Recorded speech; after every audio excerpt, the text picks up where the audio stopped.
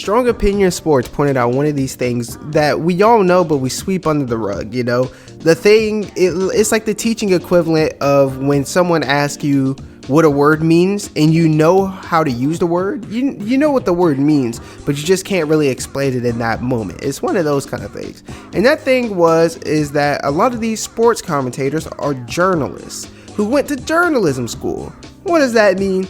Well, if we ignore the context, basically their specialty is creating stories, creating narratives out of everything, which is good since these guys and girl, well, it's not good, but these guys and girls have never played the game, and they take everything at face value for these narratives, which we all know some of these narratives are good. They encourage the player, they make them seem this, that, and the third. They make you root for them, and some of these are bad, and they paint these narratives in bad ways. This, that, and the third. So today I'm going to attempt to name the most hated players at as many positions as I can think of, and these are guys who get slandered at any point in time, sometimes for good reason, but most of the time for no reason at all. You can be watching something about a completely different team, and these guys will get brought up for no reason at all, and just get crap talk about them. This is the wake and hate team. Commentators, journalists just wake up and it's just like, I gotta hate on these dudes today. One final disclaimer before we dive in, I got this video idea from TSO Sage. He did the same video with the for the NVA. That's the 60s, man. For the NBA. Now, I want to put his video in the end card, but I can't find it. I'm going to scroll through them. Hopefully I can find it, and then I'll put it in the end card. You'll see. Nonetheless, if I do find it, it will be in the end card. And I put it there because I know that some of you watch this on console and you can't see my description. The rest of y'all are lazy or too uninterested to take it out. Anyways, now that the intro and the disclaimer is out of the way, let's get into it.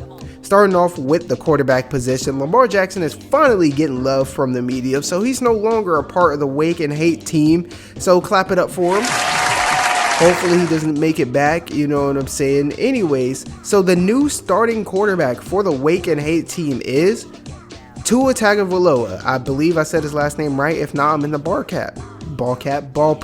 This man hasn't even started a full season of games.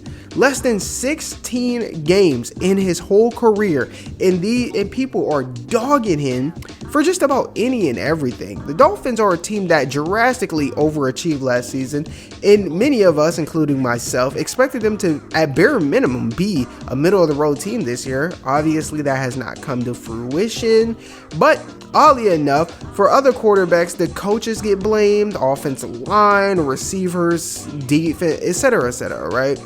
But the only one getting slandered on the Dolphins is Tua. And honestly, it's booty that the media refuses to let quarterbacks grow. They want these young, cute quarterbacks to be a bag of instant ramen, throw it in the microwave and have a meal, They won't let these quarterbacks thaw out. They won't let these young lions mature. They just throw them into battle and, fend for yourself. We're going to slander you. You can't, if you say something back to these reporters, they're going to, hey, heaven forbid, bro. From what I've seen with Tua, basically in his pseudo redshirt rookie year, I don't really know how to, what I'm saying, because he did, I don't know, pseudo redshirt rookie year. That's what I'm going with. He's improved from last season. He's playing, on an average to good level so far. So look, Tua is the captain of this year's wake and hate team.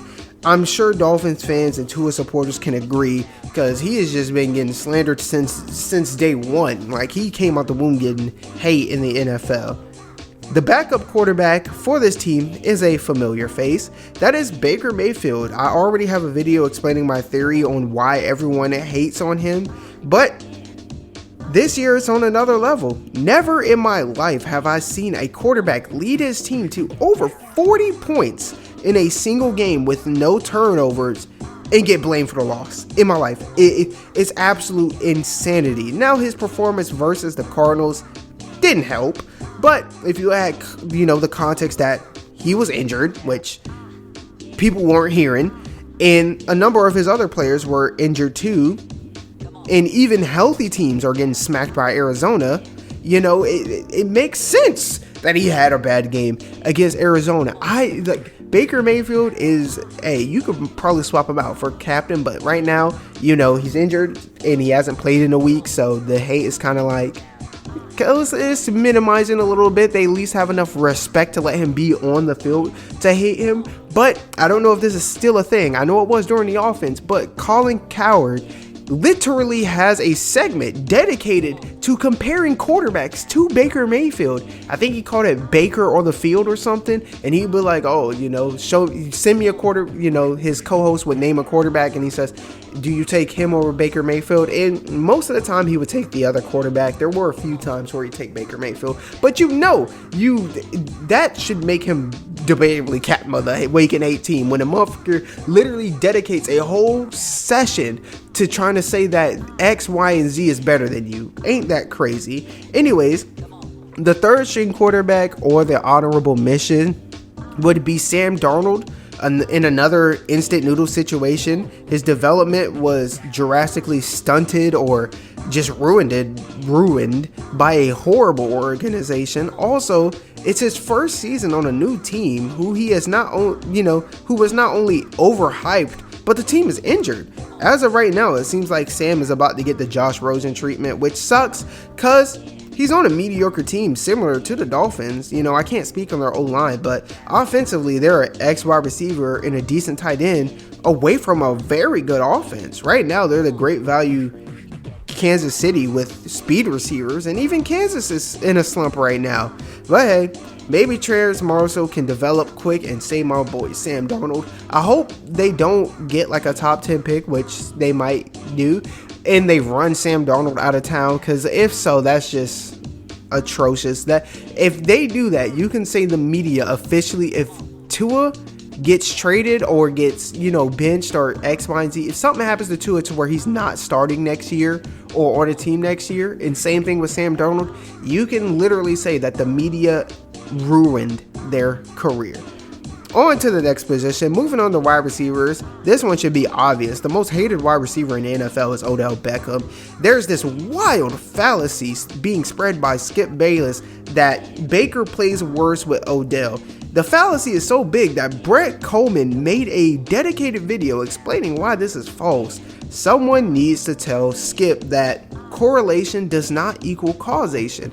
In my personal opinion, the issue with Odell and Baker is just unfortunate events that happen to everyone. Missed throws or them just, you know, him not being the first read on certain plays.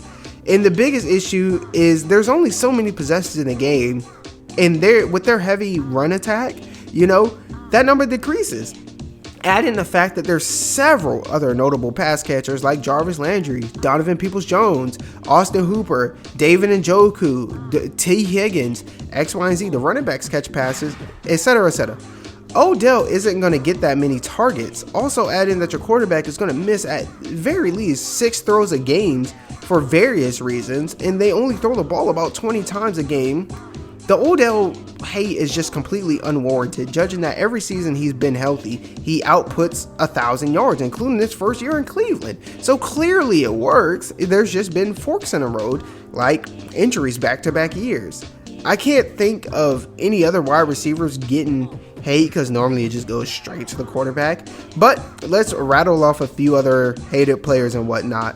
Well, this year's most hated tight end is no longer in the league. He's been lulled out of sports for the foreseeable future. And this guy is so popular and caused so much controversy that I don't even have to say his name, and you'll know exactly who I'm talking about.